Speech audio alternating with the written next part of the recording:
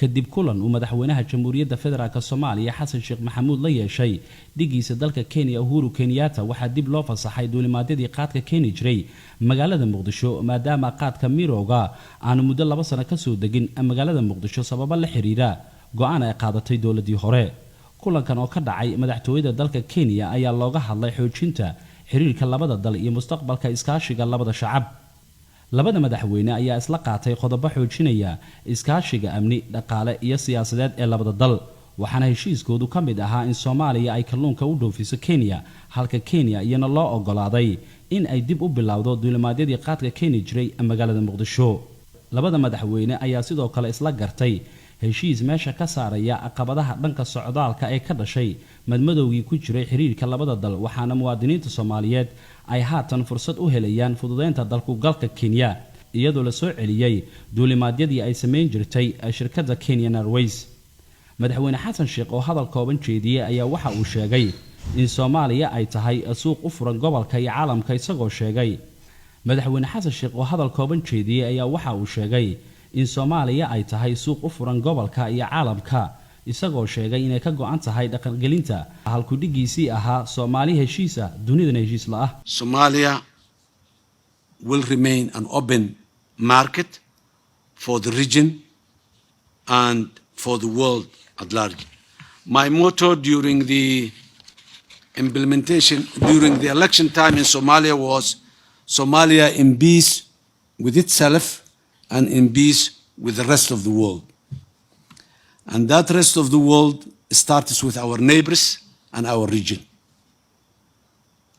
Somalia has many challenges, and I'm glad today to hear His Excellency's commitment that Kenya will further increase the level of cooperation, the level of support given to Somalia. heshiiska labada madaxweyne oo ka kooban ilaa iyo 11 qodob waxaa ka mid ahaa in la xoojiyo xiriirka labada dal lana dhowro madax banaanida, isla markaana la isu furo xuduudaha labada dal si meesha uga baxdo culayska saaran isku socodka ganacsiga, in la dagaalamo kooxda Al-Shabaab, isla markaana si wada jir ay u shaqeeyaan hay'adaha ammaanka labada dawladood si loo xaqiijiyo amniga shacabka labada dal, in la fududeeyo viisaha dalku galka Kenya, in guddiga wadajirka iskaashiga GCC ee Soomaaliya iyo Kenya ay ku kulmaan magaalada Muqdisho bisha soo socota ee sanadkan si loo qaabeeyo iskaashiga howlaha amniga, horumarinta beeraha, ganacsiga, caafimaadka, waxbarashada, tababarada iyo xal u helidda dhibaatooyinka isbeddelka cimilada. ugu dambeyn, wasaaradaha arrimaha dibadda labada dawladood ayaa lagu amray in ay ku dhaqangeliyaan heshiiska ay saxiixeen labada madaxweyne muddo 2 toddobaad gudahood. shirkadda Hormuud Telecom waxay macaamiisheeda u samaysay qiimo dhimis ballaaran xirmooyinka internetka iyo kaarka ku hadalka ee adeega Anfac Plus.